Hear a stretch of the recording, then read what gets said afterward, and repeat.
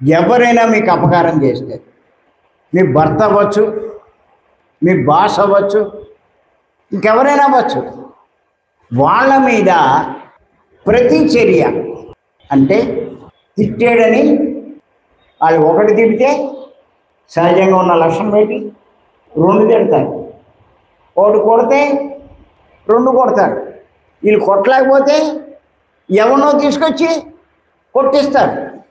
ఇలాంటి ప్రతీకార చర్యలు చేయకండి. వాడిని ప్రకృతికి వదిలేయండి.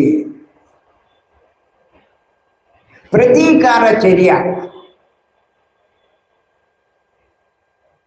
ఏది తీసుకోకండి. ఇంకా చేయగలిగితే వాళ్ళ మీద జాలి పడండి. అదేంటంటే అది కొడితే నన్ను జాలి పడమంటారు అంటారు.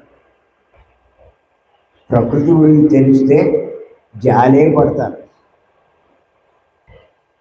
జాలి ఎందుకు పడాలి?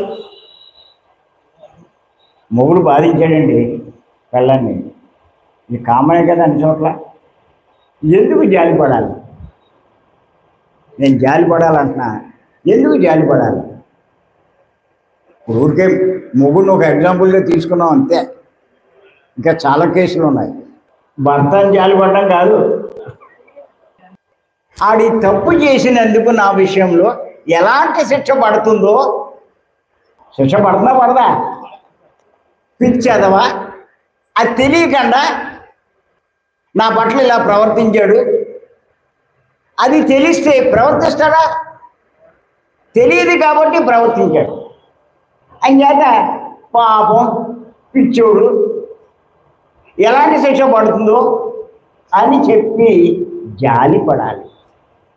అంతేగాని కక్ష తీసుకోకూడదు.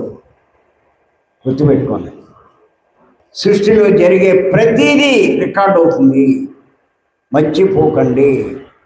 చూడట్లేదు అనుకోకండి. ఎవడు రాత్రాడు అనుకుంటారు మీరు దొబ్బుదామని, ఆటోమేటిక్గా అక్కడ రికార్డ్ అయిపోద్ది. అవుతుందంటారా వద్దంటారా?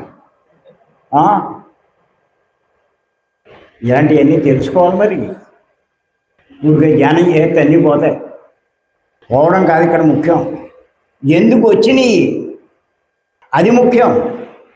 రాకన్నా ఉండాలి అది ముఖ్యం. వాడు చేసిన దాంట్లో తప్పున్నా పాపం ఉన్నా వాడు శిక్ష అనుభవిస్తాడు.